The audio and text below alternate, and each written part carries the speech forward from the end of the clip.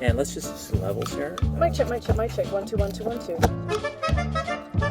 Claire Martin and I are driving around getting coffee, much like another show. You know, Jerry always talks about how you're going to die in the car. Yeah. What would you be thinking about? What about my story? Who's going to finish it up? Exactly. Claire is famous, formerly a CBC National weather meteorologist, Thanks very much, Peter. now a politician wannabe for the Greens in North Vancouver. And she's human. Oh, for sake. Really? Assisted living? Really? Come on. Come on. See? We talk federal election in her friend's electric car. Driving this thing to try and encourage people to drive more of these things because there are zero emissions from this car. Where am I going, by the way?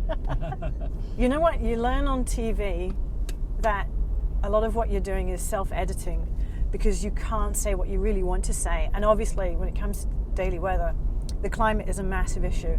And I really didn't have the time, and it's not the vehicle either, to talk about the climate. And not being able to became so frustrating because it's a political subject these days. It's not purely scientific because the ramifications of dealing with climate change are political.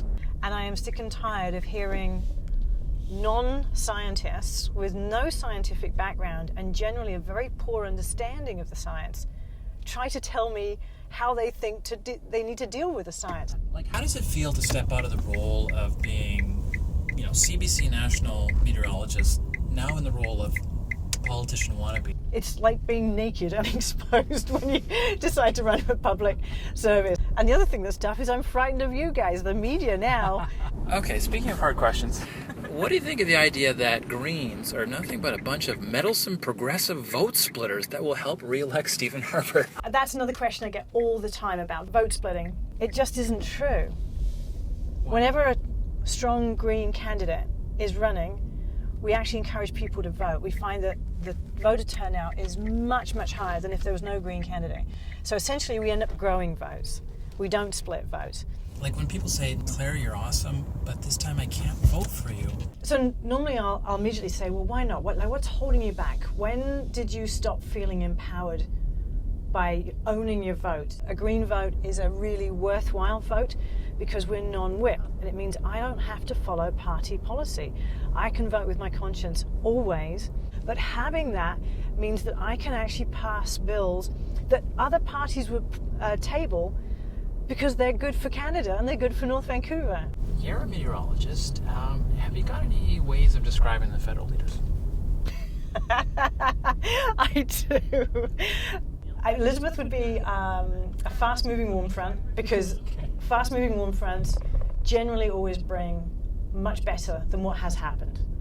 I would say Stephen Harper is a cold low, which is deep and darkly depressing, and they linger too long. Justin Trudeau is a building ridge of high pressure because on the horizon it looks great, but women especially tend to get headaches under their influence.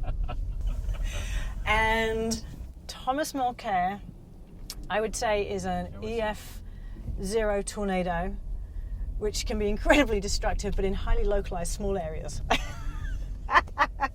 Why don't you talk to me about what might happen for Greens in a minority parliament? Everybody's saying that. Everybody is expecting a minority parliament. What we would like to do would be to have enough Greens in parliament, all being able to vote with their conscience, such that when bills are tabled, we can stop this ridiculous sort of stop that occurs, unless you have Greens there that can say, this is smart, we will vote with you if you make sure a safety amendment is added. We will vote with you if you make sure that you live to the promises you've made about childcare.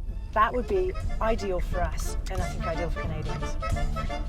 Is this another four-way stop? It's all right. Oh, is it good? You do have your driver's license, That's don't you? good, that's great. Hey, thanks, Claire. It was nice having a coffee. You're very welcome.